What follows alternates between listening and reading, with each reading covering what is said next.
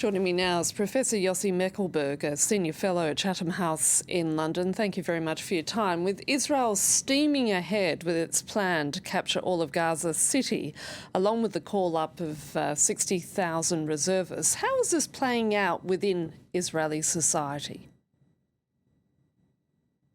Good afternoon.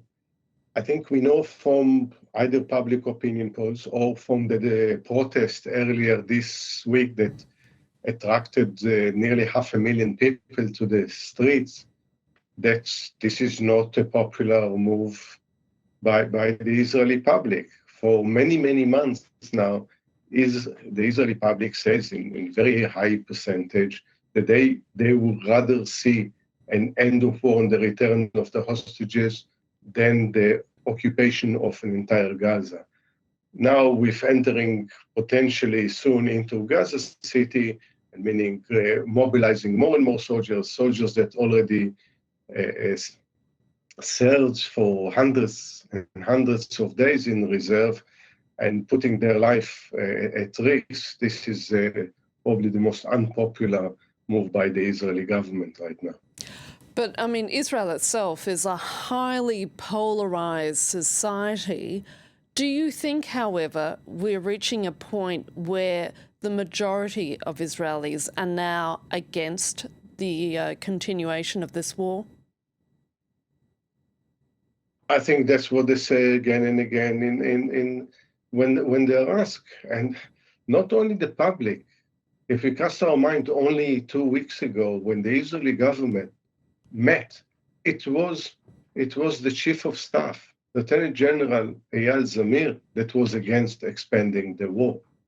He actually said, according to reports in the cabinet meeting, that expanding the war, now intensifying the war, puts at risk the life of the remaining, the hostages that are still alive. So, I mean, there is also within the military, within the other branch of the security forces, that rather at this stage, more than 22 months after this war, will see a negotiated end of the war than trying to, look for the elusive complete elimination of Hamas, because they know that this is not going to happen. Hamas is transforming itself into a guerrilla warfare.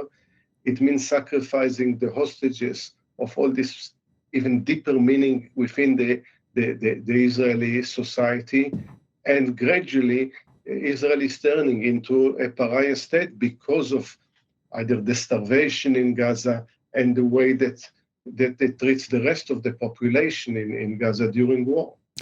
Given the growing opposition, are we therefore likely to see more and more reservists refusing to serve?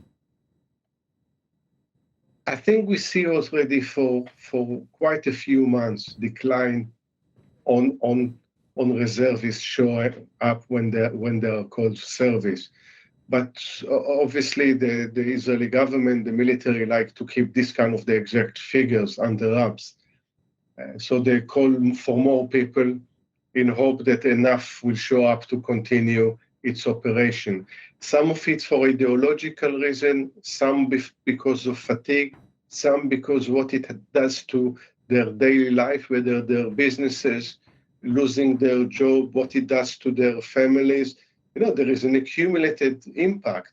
Israel always, the strategy, the approach is not to engage in multi-front war and ensuring that wars are short.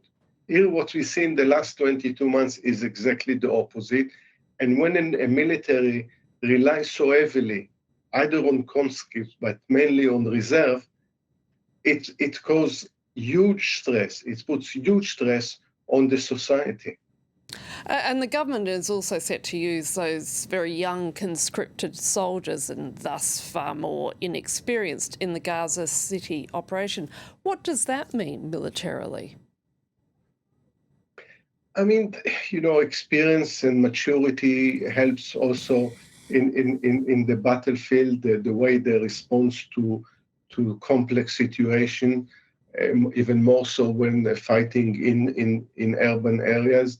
This is going also to affect the amount of casualties on both sides.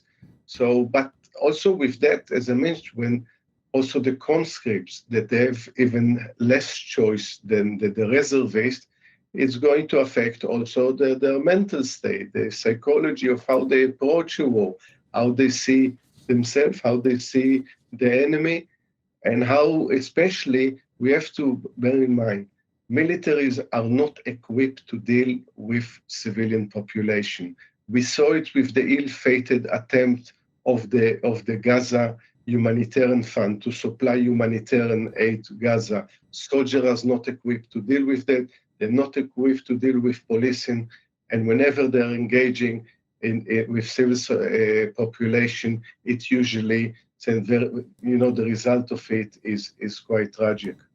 Yossi Mekelberg from Chatham House, thank you very much for your thoughts. Thank you.